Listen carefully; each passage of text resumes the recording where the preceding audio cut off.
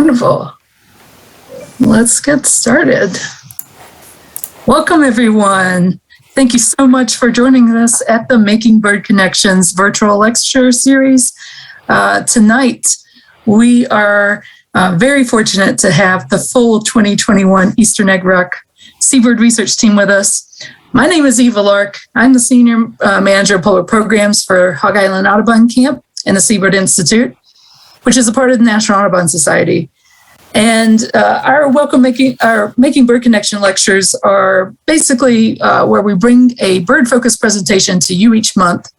The presentations are free, but donations are encouraged to help fund our programs, and I will drop a donation link in the chat or comment section. Also, consider if you like seabirds and you want more of it, then come to Hog Island this summer. We have bird camp for adults. We'll take you out to Eastern Egg Rock and let you see these seabirds that we're going to talk about tonight. But let's get started. This week, we have Kay, Emily, and Jasmine. Thank you for being here tonight. These three women, they led our research efforts on our flagship Seabird Island in Muscongas Bay. For those that don't know, Project Puffin was founded in 1973 in an effort to learn how to restore puffins to historic nesting islands in the Gulf of Maine. And now those research methods are used worldwide. For the past 48 years, researchers have been working on Eastern Egg Rock, and we have the last three people to be out there continuing that research. So I'd like for us to start tonight by having each of you introduce yourself, say your name, how many summers you've worked at Audubon, and what you're currently doing. So I'm Kay. I worked at Project Puffin for 4 summers, I guess. And 2 of those summers I was a field tech on 2 of the islands, including Egg Rock, and then I returned for 2 years as the supervisor of Eastern Egg Rock. Now I'm a PhD student at the University of California, Davis. My name is Emily Sandley. I was a research assistant on Pond Island first and then Eastern Egg Rock this past summer. So I've spent 2 summers with Project Puffin, and now I'm currently working part-time at Hawk Mountain Sanctuary. So still doing something bird-related, which is awesome, but I'm glad to be here talking about seabird tonight. Hit the green button. Okay. Hi, everyone. I'm Jasmine Easton. I worked with the project. Last summer was actually my first time working with the project. I had an amazing time. Right now, I am currently a student at Florida A&M University. There, I'll be finishing out my bachelor's of animal science, and I just finished an internship with Florida Fish and Wildlife.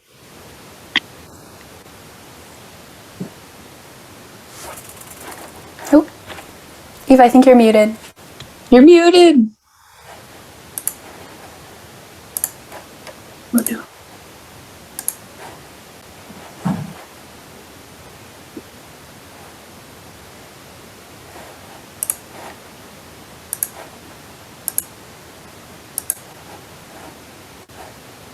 Oh no.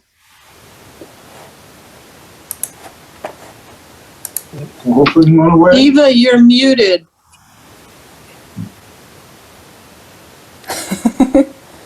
That was a fantastic introduction, Eva, but unfortunately, could you please repeat it for us?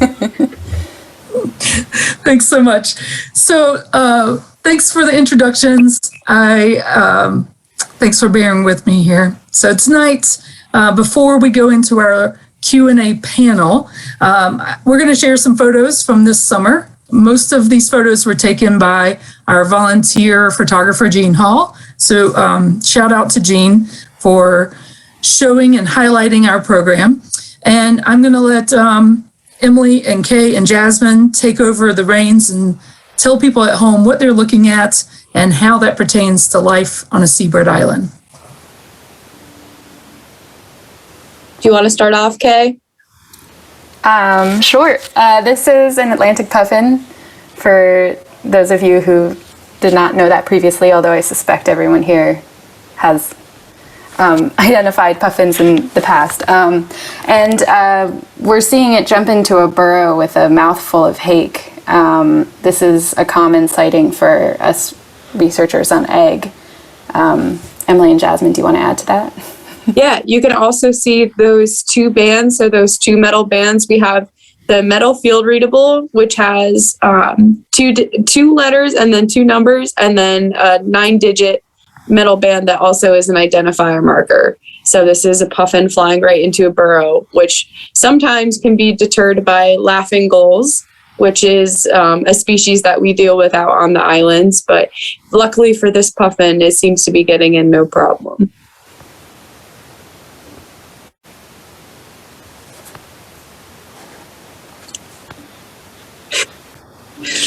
So here we have you can actually see the top of the one other one, but that's one of our most famous blinds and Kay's favorite. That looks like Arizona out there. Arizona is one of the blinds close to some loafing rocks that puffins really enjoy. So those are our observation blinds that we use a lot of the time for reading band numbers. Yeah, that blind is pretty funny because you're sitting there and maybe you're focusing on other birds that like are across the rocks from you, but then you'll like look over to your right and there'll be like a puffin just standing there like a couple feet away, completely unaware that they're creeping on it. Definitely one of the best parts about being so close to them. Yeah, this looks like something we dealt with. Sometimes there's ocean spray, but not often. But definitely when the waves crash on the side of the island, you can hear it, especially at night. Right. I can definitely attest to this one. There's sometimes they'll sneak up on you, as I know. My phone was actually taken by one of these at a point in time. But yeah, you just gotta be careful.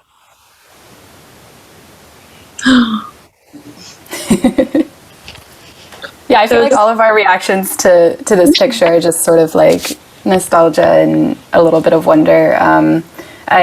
I found this picture the other day and sent it to Eva because it just made me feel happy things. Yeah, so for those of you who don't know, this is the Egg Rock Hill Inn, which has been there for quite some time. This is kind of like our home base, and as you can see, it's very, very small. So this is where we cooked. This is where we did all of our research work. This is where we hung out and played rummy, and this is kind of where we did everything. And you can see the tables too. All of that is our living quarters. I would just like to point out that in the middle of the summer, Kay actually made that table. Just to point out that. She did. I wasn't going to brag, but, you know.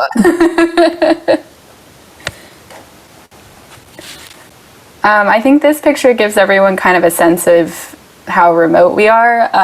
We have our food delivered to us every 2 weeks or so, and that includes water, so there's no running water on the island. And we receive it, you can see there's like a boat out there, so they will bring the food out more onto the little yellow buoy there, and then we'll row it in and lug it up the rocks to our base camp. And that's me carrying propane and water. Yeah, sometimes it's very slick trying to climb up that while you're moving everything. So the proper footwear, which should include covered toes, which in my case did not, is encouraged, but it was definitely sometimes challenging to kind of climb across the rockweed, but totally worth it to get everything onto the island. What a great picture. So you can see me kind of blowing on the little guy there. So that must be a newly banded buddy. And I was trying to blow a little fluff on him. So you can see I'm very focused. Yeah, so we have some of our research operations are where we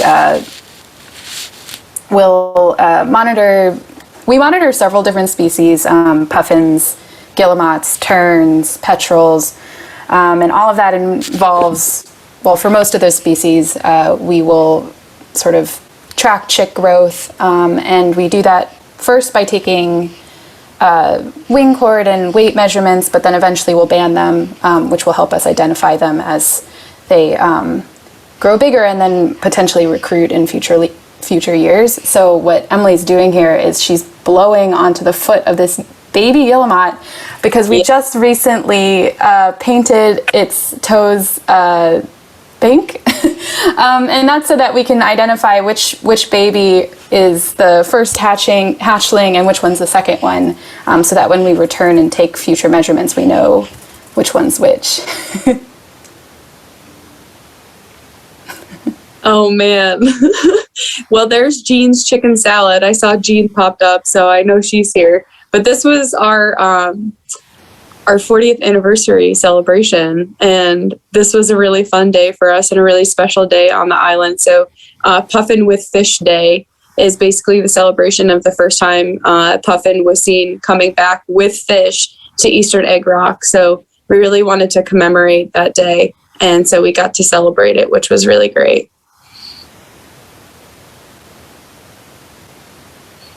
So there's Arizona again, which is one of our favorite spots. But this is another seabird species mixed in with a lone puffin on the rock there. So it looks like we have some terns here. So we also studied 3 different species of terns: Arctic terns, roseate terns, and common terns. One of them being an endangered species, the roseate tern.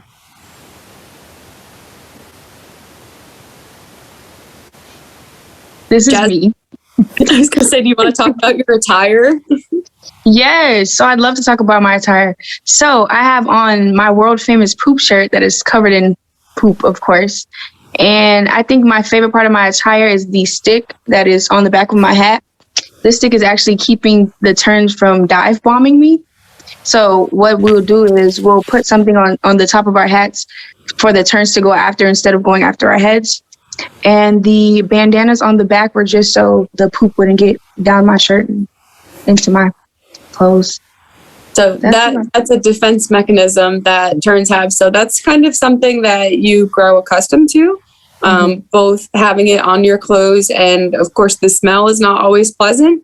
Right. But so you have designated clothing specifically for moving through the plots on the island, which is, we all hung them up in our respective places and let them be at the end of the day. Mm-hmm.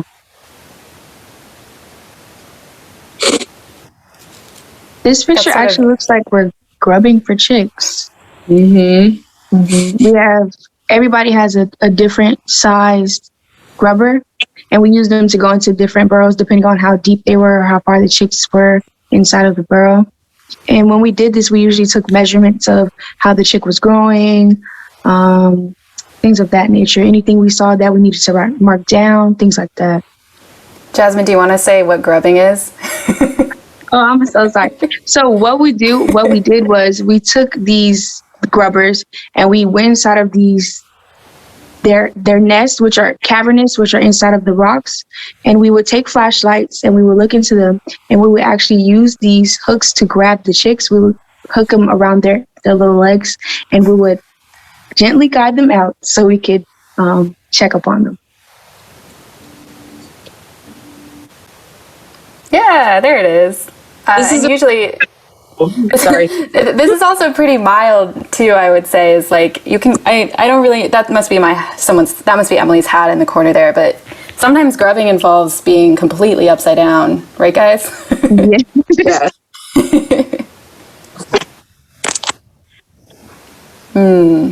Yeah, so that's me with a puffin chick. This chick in particular, I think, is probably, it's getting close to fledging because you can see it's lost some of its young chick down. And I think this also might be the puffin chick of this one burrow that when I first joined the project in 2018, we were trying to break the record for most chicks grubbed on egg, which is a difficult feat because the boulder piles are so high.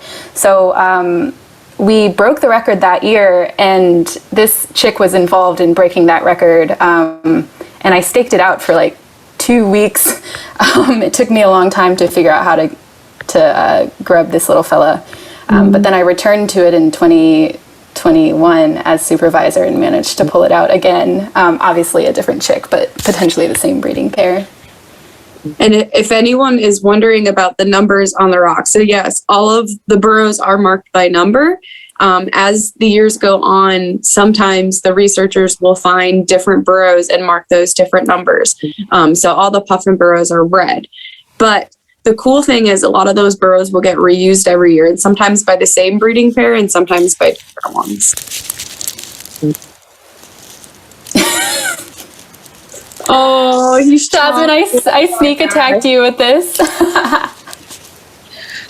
So this was my first time holding a puffin chick. I was very reluctant to do it at first, and then Kay kind of, she Force you?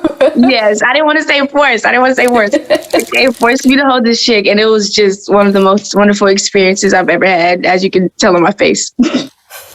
Like enjoying the fact that it's grabbing you, but also just very smitten by the puffin. Yes, I was really touched. I don't know. Just holding it just did something to my spirit. I don't know. This is one of my favorite pictures of all time. This is a good picture too. Kay took this one. As you can see, there's dirt all the way up my arm. So this is one of our other species called Alicia storm petrel, and these guys are nocturnal. So during the day, what we had to do was work very efficiently to get them out of their burrows and to band them. So this is an adult storm petrel that I'm holding. And what's really neat about where they nest on the island is they're actually in sod burrows, which the sod burrows were remnants from the original burrows that were used to transplant puffins 40 years ago. So that's really awesome that we're able to work with another species now, and they have more habitat because of that. So this is us cheersing to a probably long day. And I'm not sure what we're eating there, but it looks good. And as you can see, our fancy clothesline and our outhouse, which is shaped like a fish in the background. So that's kind of like the vista view we got every day, which was something really beautiful. And, you feel lucky to have a view like that and to be surrounded by the island. There's Jordan. So this actually looks like I'm doing the morning count. So every morning we had chores to do, and the first one was the morning count. We would get on the roof of the Egg Rock Hilton and count the different species and how many of each bird there was. You can see our weather station too. This is a group picture. All of us holding our different decoys. This is part of our celebration, so we got a cool picture taken.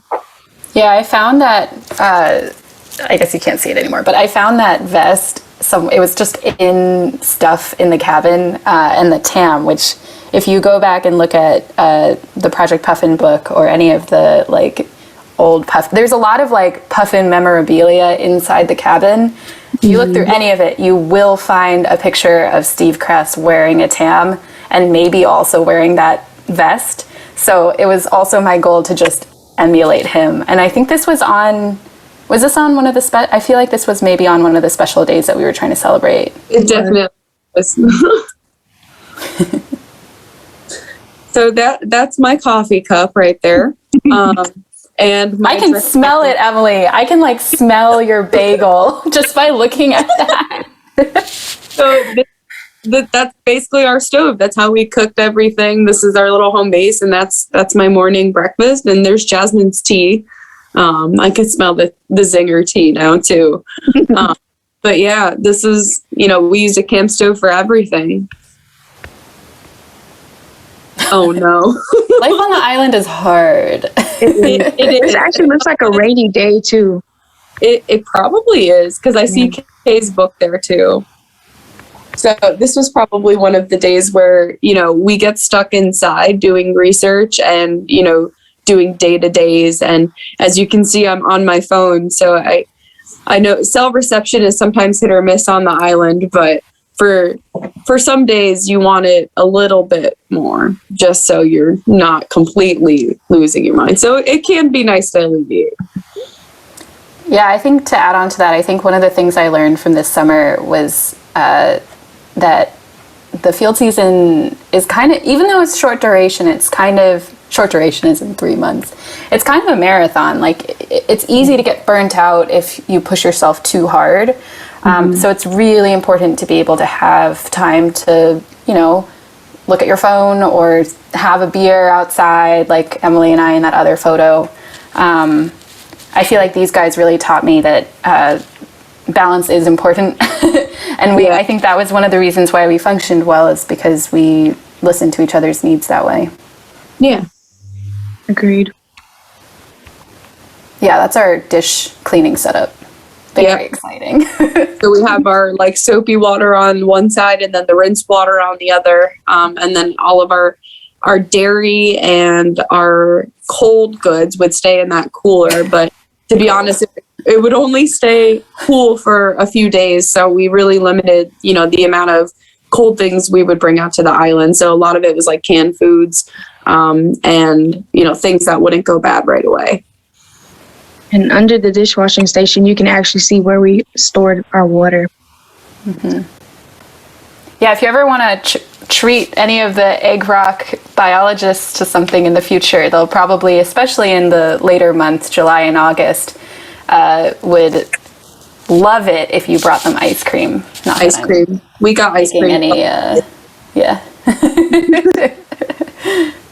So these are our tents, and we have a guest tent on the front platform, and then there's my tent behind that, Jasmine's, and you can barely see Kay's. But this is the living situation. So we each had our own individual tents and then covered them with tarps to kind of keep ourselves weatherproof, at least hopefully. And, sometimes you end up with a ripped tarp in the morning or it's flying off a little bit. So that's the living situation, but it's kind of nice to have your own little space.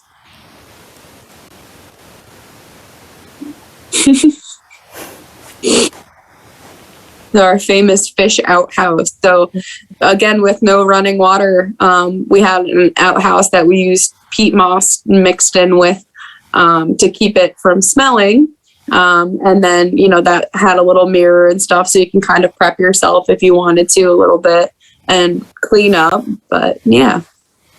Does anyone want to guess what kind of fish that is? Maybe you can put it in the chat. It's designed by Sue Schubel.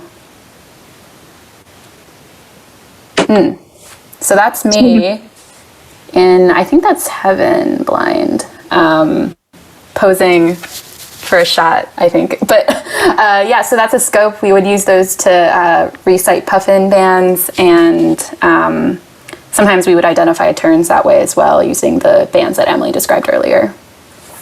Those blinds are very tight quarters. So oftentimes we're sitting in there for a few hours at a time, which is not for everyone. And often you're sitting on a bucket with a little mat on top. So it can get a little uncomfortable. So it's a lot of shifting around, but definitely, again, worth it. Oh, these are the ones by the window. Cabin tern, yeah. These were two of our feeding study chicks, actually, and the mama. And as you can see, she's trying to hug her little ones and keep them safe.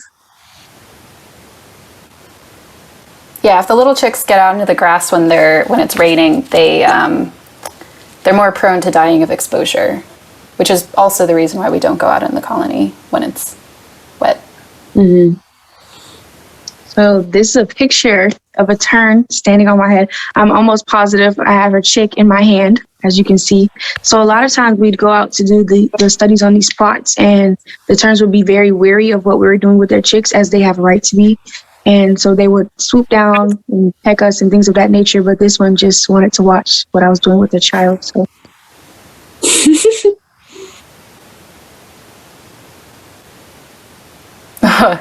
Oh, this is an awesome action shot. It is. I love it. Yeah. This is after grubbing out that chick that I'm currently holding in my hand, and maybe it's that I can't sit up and also bring the chick out of its burrow at the same time, but I feel like the real tragedy in this picture is my hair. We don't really get to shower. I mean, we can swim in the ocean, but it's not the same. No, you can see the effort that went into getting that puffin chick out of the burrow. That just tells you how difficult it can be sometimes. This is our largest blind. This is tower blind, which is where a lot of guests will come into the blind, guests that are visiting the island. and one of our feeding study, diet study plots for puffins as well, because they're so close. So this is a really good place to see puffins up close and personal. Oh, this is our first group picture and the first puffin Puffin of the season. I know. So this is actually our first puffin. Is this red velvet? I believe Okay. so. So this was our first puffin of the season, and it's actually also the first puffin I'd ever caught, held, anything of that nature. So this brings back a lot of memories. I just want to interject that you can tell it's early in the season because you're so clean looking. Yeah, really. Very true.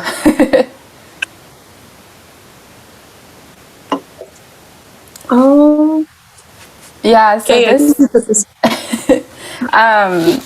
we were exploring routes to different parts of the island earlier in the season because we wanted to, minimize disturbance, and walking through so if you can imagine, I mean, you've seen pictures already of sort of the general island layout. In the center, there's all of this vegetation, and over the course of the season, it just gets taller and taller. But earlier on the season, it's rather low, and I was walking through the center one time, and I just hear this little cheeping, and I keep walking. And then I walk by there later, and I'm like, wait, this is something. This is like something important. And I like investigate a little bit, and then I find these little like chickies really close to the ground. Honestly, they were being dangerous. They didn't realize it. Right by our footpath. Really cute. Did we decide that they were song sparrow chicks? They're probably song sparrows, yeah. Okay. Yeah, we weren't totally sure at first, but did a little investigating, and we think that they were probably song sparrow chicks. So there's more than just seabirds on this island. Yeah. Emily, do you want to take this one? Yeah, I mean, I wasn't the first person to see this, I don't think, but this is kind of hard to see. This gives you a glimpse into like the harder parts of living on the island and being in a seabird colony is, of course, what you see day to day is the mortality. So this is an older Cody chick, a common tern chick, and its parent, and they were actually found like this. And you can see that chick was pretty close to fledging age, probably within a week or so. And the sad part about this is that chick likely died from starvation, and we're not really sure if the adult just couldn't bear it, or if it was something similar, because there was a lot of issues with the food on the island this year. Yeah, I feel like you can tell better when the chicks are suffering because you see them every day, every other day. It's harder to tell when the parents are suffering because we don't do like constant measurement of them. But you can imagine that, feeding your chick constantly on food resources that aren't there tires you out. And a lot of these adult birds are constantly making the calculus of whether they should stay and try to feed their chick or give up, because it's a cost to their own health and like future reproductive years. So it is really sad to think that this parent made the heroic choice to stay, but clearly suffered the ultimate cost in return. Yeah. Census Day. Meanwhile, So we're celebrating in this photo a day that every one of the islands gets to do, which is Census Day. So this is a very long, tiring day, and thankfully we had Sue and Emmy Lou, who worked on one of the tour boats, and she worked for the project, and they came out and they helped us count every single tern nest on the island that day, every common tern nest. So it's a very long day.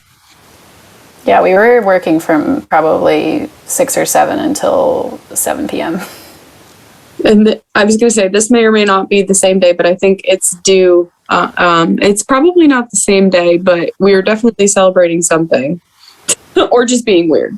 I think that was maybe it was the day that I finished the table. made the and table. so- Yes, that's what it is. Crap. Also, which are big box traps that we use to catch the puffins.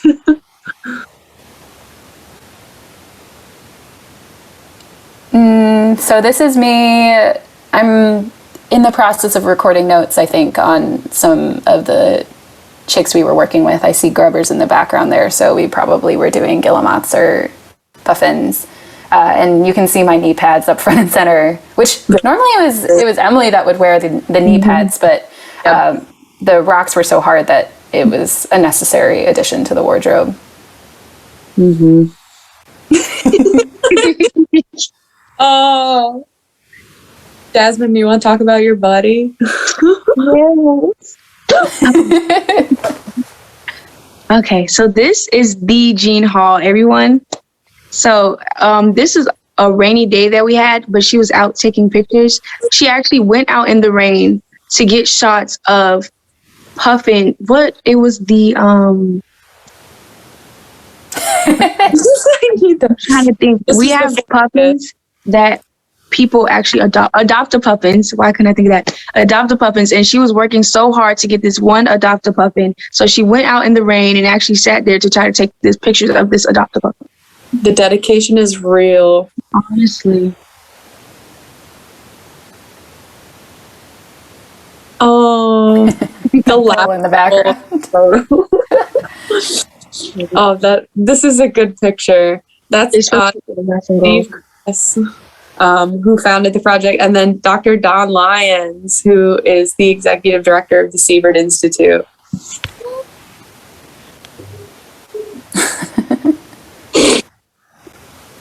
Oh man, fishbowl. Do you want to explain? So this is the Pink Lady 2, which is one of the several tour boats that would go around the island every day. It's awesome to see so many folks enthusiastic about puffins and wanting to see them when, we get to see them all the time. And you can see kind of that box trap in the front there is what we would use to catch puffins. So there's basically a thread with a metal piece at the end that would slide into the opening in that box, and you would sit on the other end, and when a puffin would jump onto it, you would pull it and the puffin falls delicately onto a stack of pillows. And then we would plump the pillows every time. Yes. Also going to mention that on many of the boats that come out and circle Egg Rock, we do have our Audubon staff narrating those boats, and our seasonal positions are open. So I will drop a link to those boat narration positions if anybody knows someone that may be interested.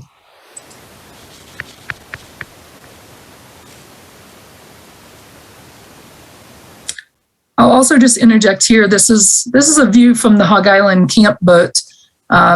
Some weeks we're very fortunate that these researchers will row out to us and give a little, talk to the folks that are on the boat.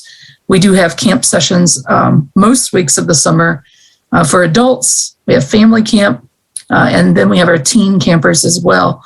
And so I think in this case, I think you guys rode out, and because last year we didn't land on the island, but in this coming summer, we are planning to land again for a few sessions, our teen sessions and the Puffin Island session. And those are mostly almost sold out, but we do have a really great camp session I want to highlight here called Birds of Maine Islands, and it's a service week.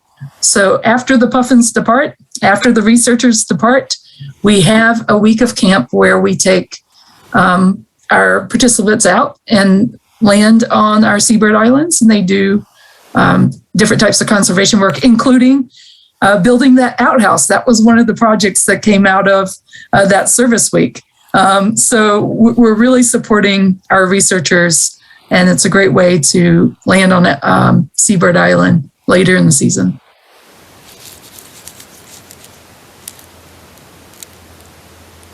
Just another vantage point of us trying to get back to the landing, it looks like.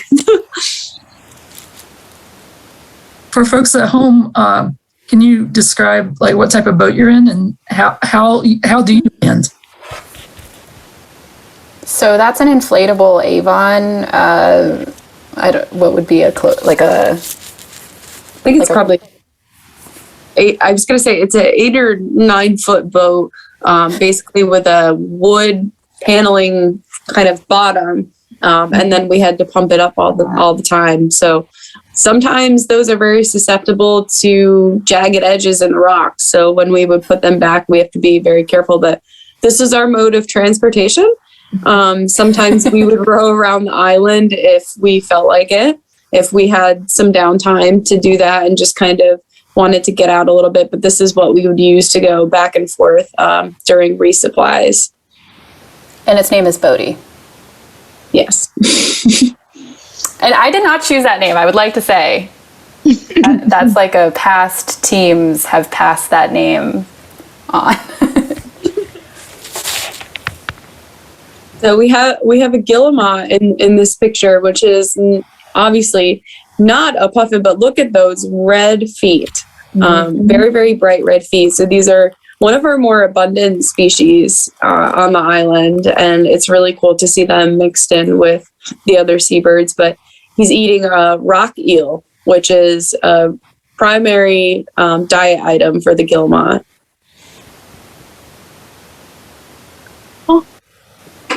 I'll let somebody else take it. Jasmine. Hey. So these are go ahead. Go. Yeah, so like we said before, there were other birds besides puffins. This looks like an eider and her chicks. We also had mallards and everything of that nature, but this is actually a really nice photo. We had a lot of predation with the eider nests at first.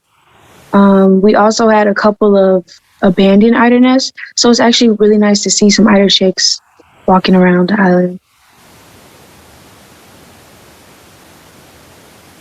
So this is a really good photo of copulation between, it looks like, 2 Arctic terns. Arctic terns are the species I got to do a lot of the diet study for, which was awesome to see because they fly so far, they migrate so far. They're really an incredible species.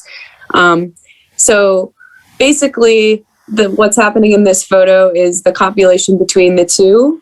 So they'll touch the cloacas together, and this is a sight that you see really early on in the season, but it's also a really cool sight to see because that means you're going to see a lot of eggs popping up soon.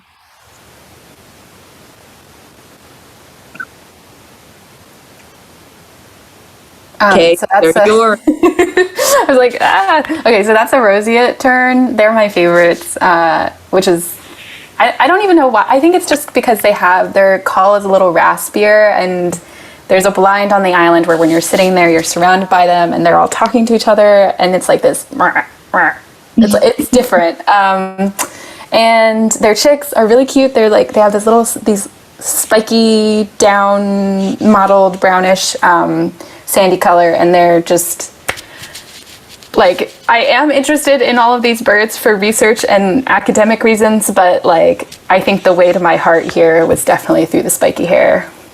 And roseate terns are always hard to do the feeding studies for because they move so quickly to the nest, and they're a little bit more secretive because they're mixed in with the common terns and the Arctic terns. So it's definitely challenging with these guys.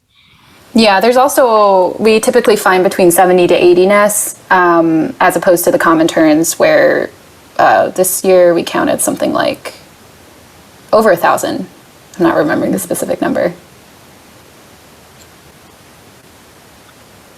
And that is a razorbill on the left. We only have a few of them visit us every summer, unlike there's two. Does seal have razorbills? Why am I not remembering that? Matinicus Rock, which is another island that is managed by Project Puffin. They have a whole breeding colony of razorbills, but on Egg Rock, we just have them visiting. But it's nice to look at them anyway. So we don't monitor them here. But they're always so stoic looking. They're really cool to see. That was the first time I saw one being out there. this is a good sunset photo. So we got treated with some really nice sunsets, which is awesome. So this is just an example of some of the nights that we would have on the island.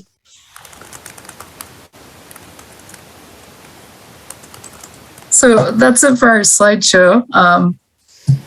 Thanks so much for kind of explaining all the different sites and views and birds that folks can see out there.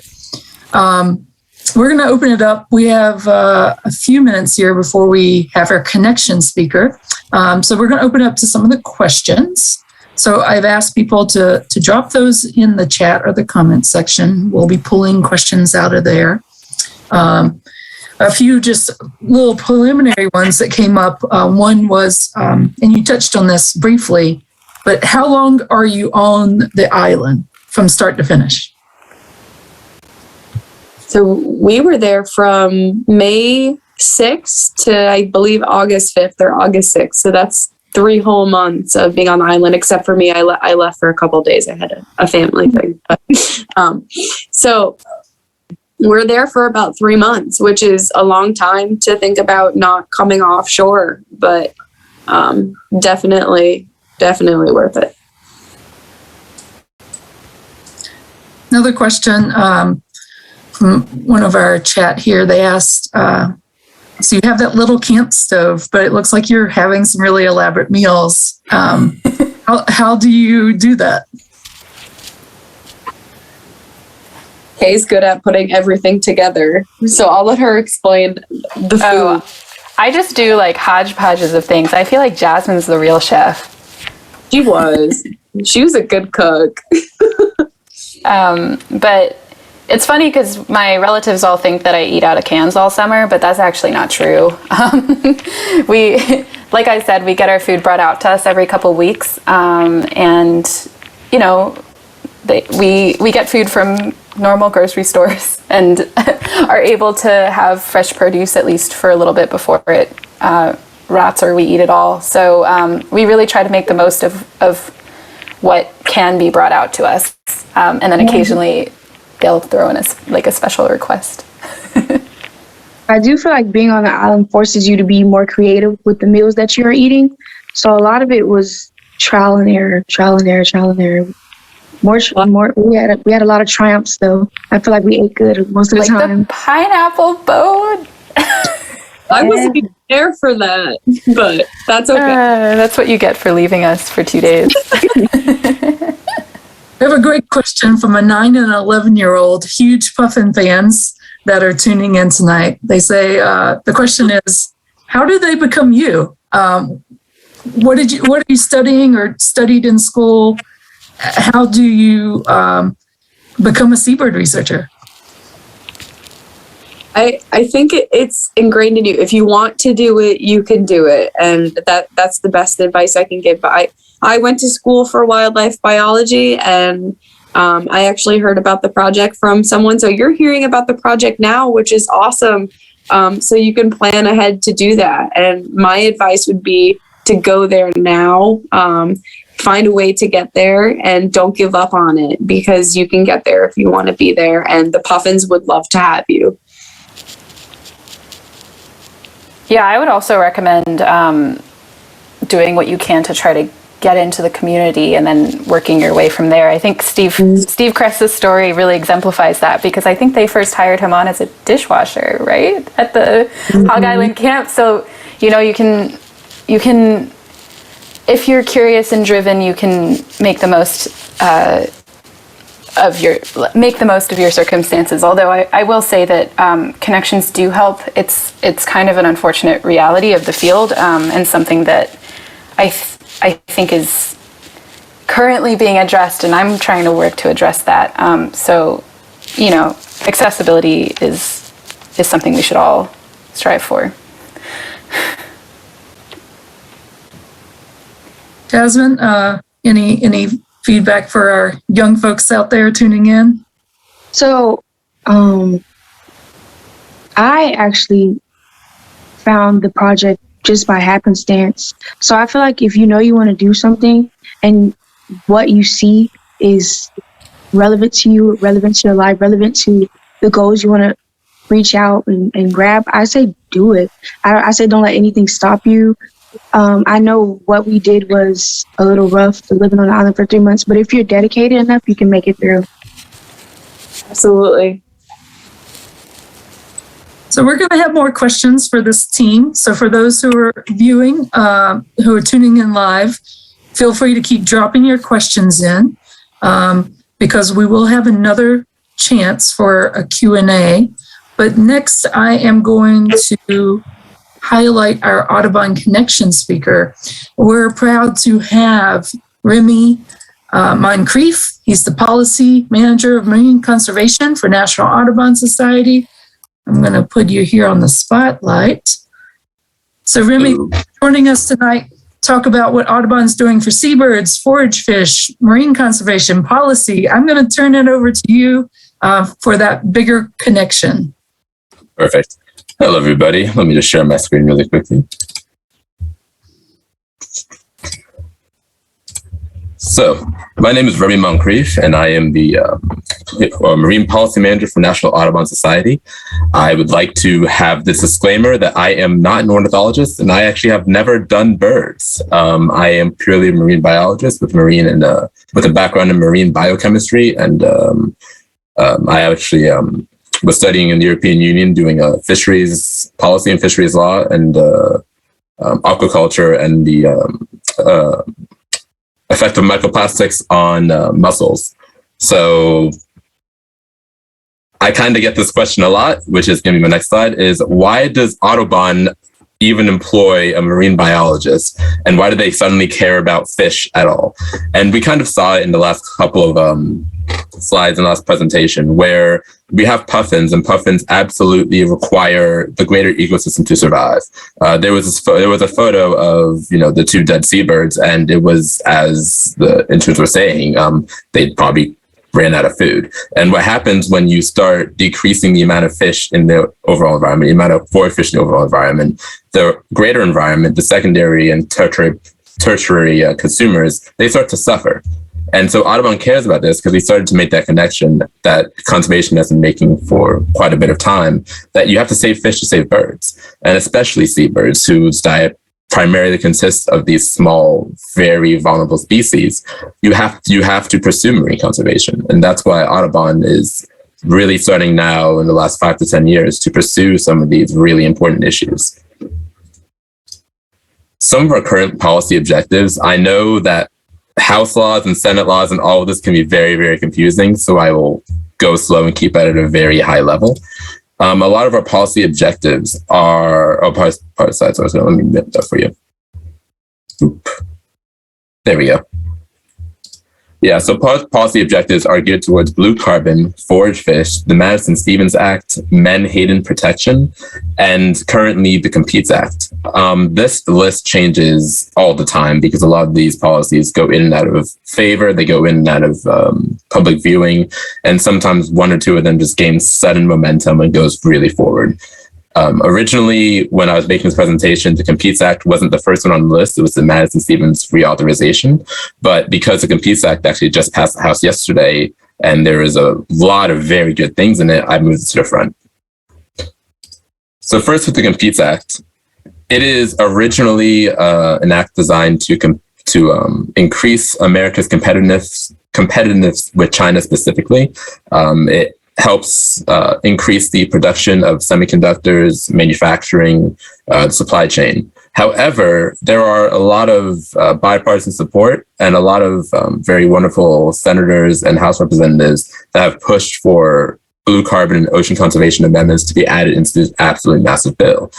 I'd like to highlight in particular Bonamici, who added 75% of the Blue Carbon for Our Planet Act, which goes to create a blue carbon database, blue carbon conservation, which is helping to preserve wetlands, mangroves, kind of that coastline area, coastline ecosystems, trying to improve research for deep sea vents and seeing what their impacts are in the greater ecosystem. And Lowenthal actually added the language to include seabirds as a protected living marine resource, which is absolutely vital because birds and seabirds have very little protections as it is. And anything we can do to help save them really, really has a great impact on what we can do further down the line. The next act we're doing is the Madison Stevens Reauthorization Act. Now, it was created in 1976 and last reauthorized in 2006. So it's been almost 15, 16 years before it's been reauthorized again. So this one is very high on our list to see completed. It has a lot of just vital protections like climate change initiatives. There's a contest to improve internet connectivity in remote areas and on the sea, forage fish protections, increased funding for research and technology, trying to change the bycatch laws to have bycatch limits and reductions, and a lot of just fishery rebuilding. We're seeing a lot of fisheries and a lot of forage fish move north due to climate change. And when you start shifting fish species from where they've been for the past 10, 15, 20 years, they start to move into areas where they aren't protected. The Madison Stevens Act gives a lot of fishery control to about 8 councils spread over the United States.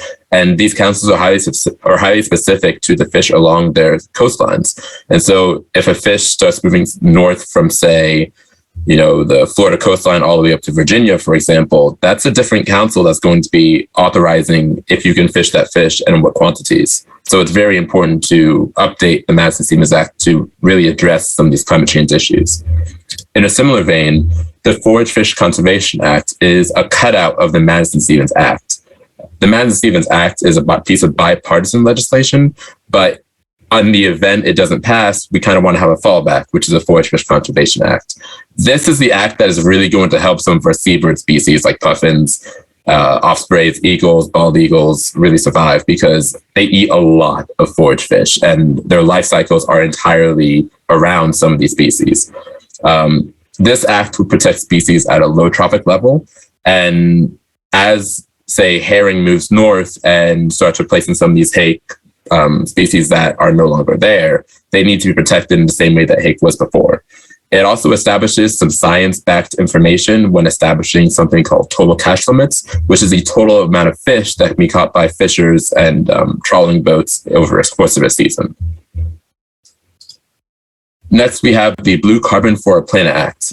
This was introduced by Senator Murkowski of Alaska, and it's really blue carbon is something we're seeing a lot of push towards, especially in the last 5 to 10 years. As we try to go for lower carbon emissions, try to go for a healthier planet, we're finding that mangroves, estuaries, coastal communities, wetlands, some of these ecosystems just do a very good job of grabbing carbon from the air, putting it into their leaves and putting it into the soil. And once it gets into the soil, it can stay there for thousands and thousands of years. And so when you start trying to protect some of these areas, it can have a very good effect on helping slow down climate change, helping really preserve some of the integrity of the ecosystems. Furthermore, a lot of these blue carbon areas like mangroves are very absolutely vital hurricane and tornado and flood protection areas. The roots of these trees go down and break up wave energy, and it can really protect everywhere behind it from some of these harmful storms and harmful waves we're seeing along our coastlines. The Blue Carbon for a Planet Act would establish an interagency group to study blue carbon because there really is a bit of a lack of information concerning how much we have, where it is, and how much it does. And would also help kind of really give us a good picture of what we can do to restore and protect some of these areas. It would also help adapt nature-based adaptation strategies, which would be, the natural recalibration of some of these areas. And something quite interesting in this act is it would study deep seafloor environments and deep ocean vents and see what their relationship is to blue carbon. Lastly, we have something called Menhaden. To those who don't know, Menhaden is technically a forage fish. However, it's specifically not covered by the Madison Stevens Act. There are 2 main bodies of Menhaden that we are looking at now. Oh, yes, I will get to I just check the chat sometimes, but I will get to this after our presentation if you have questions. There are 2 bodies of Menhaden right now, which we're looking at. One is in the Gulf of Mexico, and one is all along the Atlantic coast. I am native to Virginia, and because of the spawning habits of Menhaden, juvenile Menhaden come to the Chesapeake Bay And a lot of them congregate in the Chesapeake Bay during that piece of their life cycle just because of the way tides go. The governance of Menhaden is a bit political and a bit convoluted. However, we're seeing a shift in populations that we want to address just because of climate change again. And there is a council that the Atlantic states are governing, and this council's entirely dedicated, or this committee is entirely dedicated to determining menhaden catch limits. There is only 1 or 2 companies in Virginia, for example, that even fish menhaden, and they use it for something called reduction fishing, which is bait for larger fish, so salmon, and they also use it for things like liver oil pills and things like that. It can be kind of a hot button issue, especially in this area, just because of how many different fisheries require menhaden to survive. But it's something we are looking at. So these are all things that Audubon Society is looking at right now. And even though they're not directly related to birds, we found that if we can try to pass some of these protections, try to protect some of these species and really look at how the ecosystem functions in a more cohesive way, we found that it has a really good effect on those species we are about, those bird species or those bird species and endangered species we are trying to protect directly. And again, this is just a very brief overview. I didn't want to go too deep into it, but I also wanted to let you know how you can help.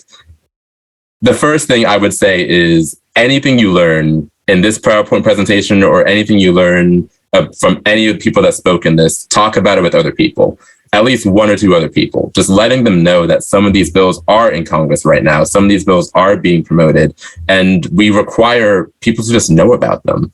I know that government policy and politics can feel convoluted and sometimes hopeless to a lot of people, but without the interaction between legislators, mayors, council members, and the public, they don't know what's important to you, and your voice gets drowned out. So this blue carbon bill, some of these forage fish bills, menhaden bills, and any of these other bills that are going to come up in the next year, 5 years, 2 years, 10 years, really just talk about them with people. And the second thing you can do is you can let these representatives know. They have open sessions all the time for these bills in public forums, and really just letting your representative know that you care and you are seeing this bill, it has the ability to really change minds. I have seen it personally with the Forage Fish Conservation Act, where that Representative Dingell actually introduced, because originally she wasn't for that bill, but because of some of the advocacy work that our grassroots efforts did, National Audubon did, Pew Research did, she changed her mind on it and turned out to be a forage fish advocate. And that's just one of the ways that you can really see some of this stuff in action. And again, I know politics especially is something difficult to talk about, but really just letting people know that you care really helps us at Audubon, helps us at Pew, helps us at Chesapeake Bay Foundation. It makes our job easier, because interacting with those around you is the easiest and best thing you can do to gaining and keeping momentum on these really important bills to help save those species that you love. So with that, I hope I have a couple minutes for questions. I do know that this is, again, very, very convoluted and complicated stuff. I hope that I managed to give an adequate representation of what we're looking at and some of the definitions. If I missed something or if I misjudged what I was saying, please let me know and I will. Oh, blue carbon. So there are 2 types of sinks. There's blue carbon and green carbon. Greenhouse gases, well, I'll take CO2. They go up into the air from burning of fossil fuels, from volcanoes, from all of these activities. When the carbon is in the air and in the water, it can be pulled out. It can be pulled out in a couple of ways, but the way blue carbon does it is you have trees, for example, that take in CO2, which is carbon dioxide, and give oxygen. When they take in the carbon dioxide, they don't release it again. They need it. It goes into their cells, it goes into the roots, goes into the soil. When it goes into the organism, it doesn't get released again. It pulls it out of the air semi-permanently. If you cut down that tree, the carbon the tree decays, and then once it decays, that carbon starts to degrade and gets released back into the air again. Happens from burning, happens from just from natural decay of the organism. But once the organism dies, it gets released back again. However, if that organism is alive, it keeps pulling in more and more and more carbon dioxide.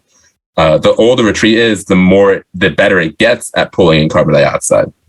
And so blue carbon is those areas along the coastlines, like mangroves, estuaries, places that trees, coastline, and the sea meet, and it pulls all that carbon dioxide out of the environment around it and pushes it into the soil where it can't be easily released back into the atmosphere again. So by blue carbon, I'm talking about those areas that pull the carbon dioxide out of the air.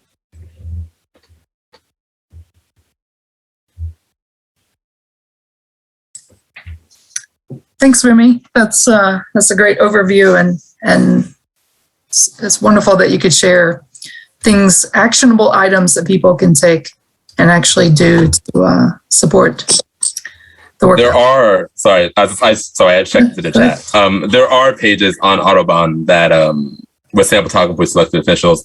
I know because I make some of them with our wonderful communication person, Rachel. She makes a lot of them. So we do have a lot of those sample talking points. If you would like some of those, you can just put your email and I'll definitely email them out to you because, yeah, they actually are fantastic and they are constantly updated with the changes and winds of these legislative bills. So for those who are joining us on Facebook, the question was if there are talking points for elected officials on the Audubon website. And as Remy said, there definitely are. So we'll try to get those links posted so that you can check those out. So we're going to open it up to the whole group. I'm going to pull some questions out of the chat. For those who are joining us on Facebook, you can drop your questions in the comment section. Those joining us on Zoom tonight, you can put them down in the chat. And then we'll just take turns with a few different questions here. So I'm going to kick it back over to the Seabird researchers. One of our questions in the chat was, are puffins affected by climate change?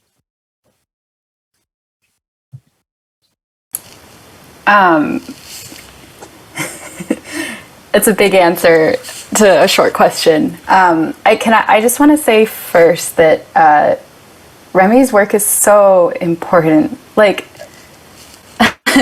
being out on the island can feel really hard, like we said, and there are a lot of things intrinsic to being on the island that make it worth it, but really the thing that, at least for me, keeps me going day to day and making it feel like what I'm actually doing makes an impact is that someone sees what I'm doing and tells someone about it.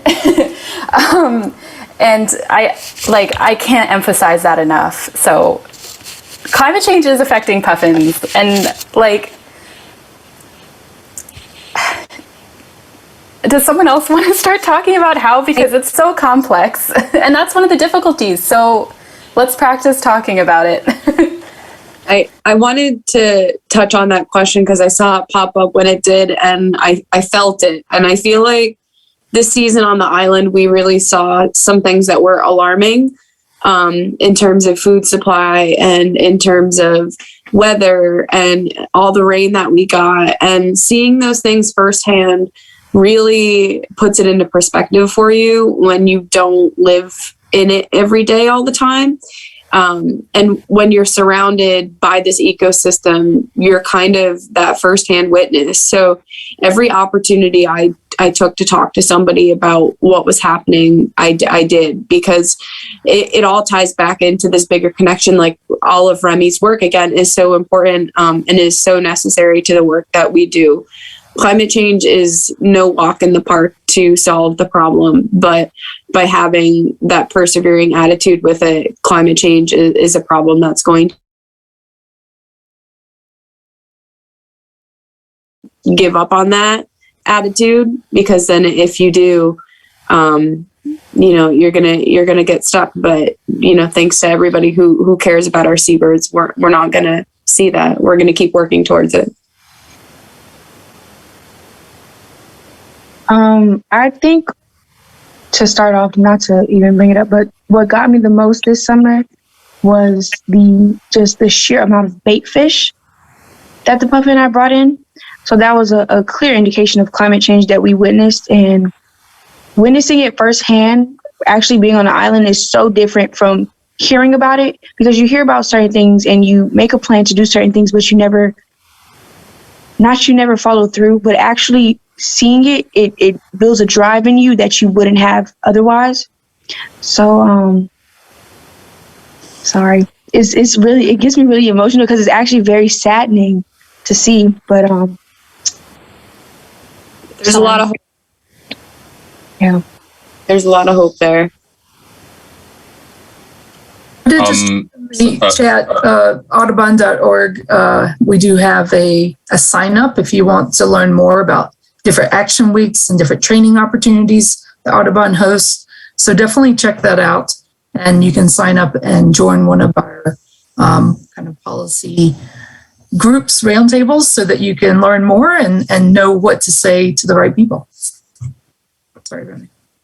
Just from a tidal movement side point of view, the Northeast Atlantic, that part of the Atlantic, or Northwest Atlantic, part of the Atlantic that borders Maine, is heating up at a faster rate than the Pacific Ocean and the rest of the oceans, because there is a tidal movement completely unique to the Atlantic, where the top layer of the water cycles in but doesn't activate with upwelling at the same rate as other oceans. And so the top layer will get heat up faster and the bottom layer will stay at the bottom.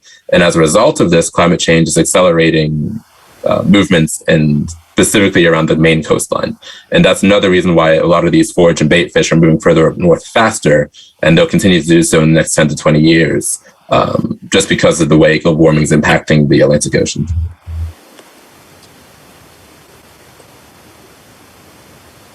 Here with the Seabird Institute and Project Puffin, we are doing a Forage Fish February. So if you check in on any of our social media channels, which would be Facebook or Twitter, you will see different things about forage fish and highlighting how that impacts seabird populations. So definitely tune in and look at the ones that we've been posting earlier this month.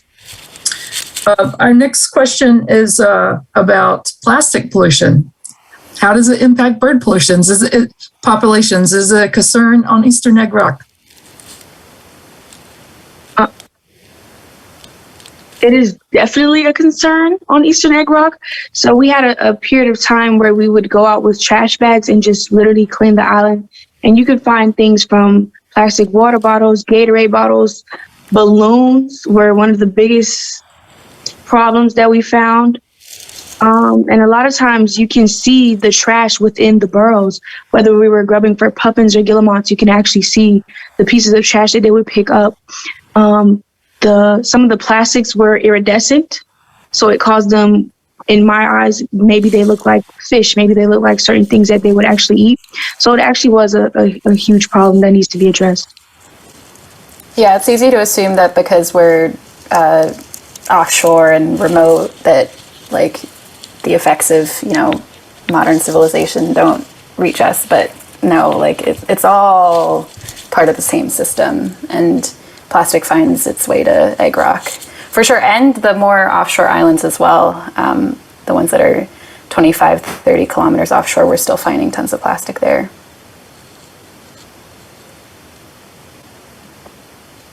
This question is for Remy. We had Kay and Emily and Jasmine kind of talk about how they found themselves on a seabird island, but how does one become involved in policy work? What was your path? And how did you get to where you are now? That's a question, because I had the most zigzag path of anything. My background is in biology and my minor is in applied conservation, but one of my first positions was with the Smithsonian doing exotic animal research. So I used to work with cheetahs and clouded leopards, and then I swapped over to chemistry and biochemistry. And then I used to work for Arlington County Water Pollution Control Bureau doing water chemistry testing. I knew I always wanted to do something with coastlines, so then I got into a program in the European Union a couple of years back, where they gave me a double master's in aquaculture and fisheries policy. But the main theme is taking the opportunity that's in front of you instead of the opportunity that you think you should be taking. And kind of, because, especially marine biology is the field is highly competitive and it's very close knit. And so if there's an opportunity for someone to say, if there's a field work you want to do, or something even down the street with a professor or a teacher or someone you know, get involved in that and get involved with it early, because they said it earlier in the presentation, is connections matter, especially in a field as competitive as this. Connections matter a lot, because you will have many times 100, 200 people applying for the same one position. If you already have a good repertoire with the person you want to work with, they know who you are. And really, you have to deal with frustration. You have to deal with a lot of work, and there is a bit of frustration, but really dedicating yourself to it and realizing that it's not going to be straight. The only people I have never seen make it in marine biology or marine conservation are the people that gave up because they went to another field, or they didn't want to pursue with the frustration. Yes, there are easier occupations if you're just trying to find the job, but if you want to do this, then you do have to stick with it. And if you stick with it, you will absolutely find something to get through. Thanks so much. Another question from the chat for my Seabird researchers. Are you returning in 2022, or what are you doing next? Personally, I'll start off by saying I am not returning, unfortunately. I would like to return in the future. Probably within the next couple of years, I would really hope to get back to Egg Rock or one of the other Seabird islands. But I'm going to continue conservation work by working at Hawk Mountain Sanctuary, which is a raptor sanctuary in Pennsylvania. So staying a little bit local for now, but hoping to get back to the project within a couple of years. So I am actually unsure of my next steps, only because I am an animal science major and my concentration is pre-veterinary medicine. So being on the island mainly deals with seabirds, and I'm kind of looking to branch out, but I do think it's a great opportunity. I would love to return. And for me, this last summer was my last summer supervising, but I do hope to stay connected with the project. And I'm moving forward with my dissertation research on social behavior in seabirds and how we can connect it to conservation. And Remy, a question for you. When are you gonna see a puffin on your life list? It's actually a job requirement to go see Puffin. They've told me this. I actually work with Don Lyons, and he said that he wants to bring me up to go see a Puffin. So I'm hoping this summer or this spring, at the earliest conveniences, I will go to Maine and go see Puffins. That's great. For those at home, if you want to see puffins, one way to do it is to come to Hog Island Audubon Camp. We have weekly camp sessions where we'll take you out in the boat, see Eastern Egg Rock. You'll see where our research team here was living, and you'll see the new puffins flying in, the terns, and also get to interact with all of our wonderful instructors and volunteers. I want to thank my guests tonight, the researchers. Thank you so much for coming and giving people a little insight to what it's like to live on a seabird island. Can't truly know unless you do it, unless you sleep on the island, but I think that you gave a little bit of a snapshot of what that life was like. And Remy, big thanks to you for sharing the policy work that Audubon's doing and ways that people can really get involved at home and make a real difference by lending their voice for the birds. And I also want to thank Jean Hall for all of her photos that we shared tonight.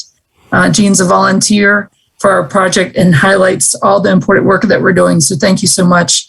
And lastly, I want to thank all of you out there who have joined us for Making Bird Connections lecture series. People like you are the ones who are making a difference. You're tuning in, you're learning, and you're taking the next steps and doing some action items that we're bringing to you each month. Our next presentation will be next month with Hog Island instructor Catherine Hamilton. She is a world-class bird artist, and she's going to talk about how she uses art for bird conservation. Our Audubon Connection speaker is going to be Audubon Magazine's Jenny Bogo. She's going to talk about the Audubon Mural Project, which is another way that we're taking art and highlighting climate-threatened species. I hope you join us. Registration is free. I'll drop the link in the chat section. And then finally, we always encourage that you check out our programs at Hog Island, hogisland.audubon.org. Come and join us this summer. We still have spots in our programs, including our day trip programs. If you can't do a full week, check those out. And we look forward to seeing you next month. Thank you so much for having us. Thank you. Recording stopped. Thanks a lot. Appreciate it.